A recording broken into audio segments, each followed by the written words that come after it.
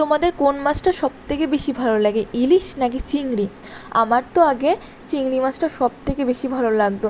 ইলিশ মাছ আমি খেতামই না, কারণ ইলিশ মাছে প্রচুর কাঁটা থাকে, সেই ভয়তে আমি খেতাম না। তখন আমি ইলিশ মাছের থেকে চিংড়ি মাছটাকেই বেশি ভালোবাসতাম। তবে যখন আমি ইলিশ মাছ খাওয়া শিখলাম না, তখন আমার ইলিশ মাছটাও খেতে খুব ভালো লাগতো।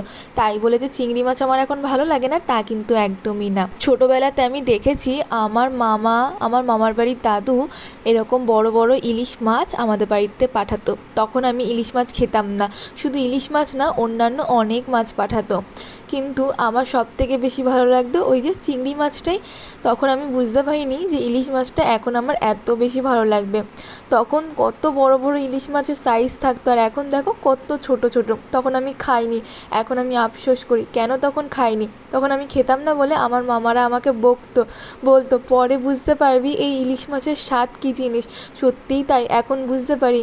কিন্তু এখন জানো তো, এখন আর ওই বড় বড় সাইজের ইলিশ মাছ আমাদের বাড়িতে আসে না। আমার পাপা প্রতি বছর ইলিশ মাছ কেনে, আর আমার মা অনেক রকমের পদ রান্না করে। তবে এবছরে আমার পাপা এখনও ইলিশ মাছ কেনেনি, আমাদের বাড়ির থেকে আমার পিসেমশাই আর জামাইবাবু কিনেছিল, ওরা পাঠিয়েছে।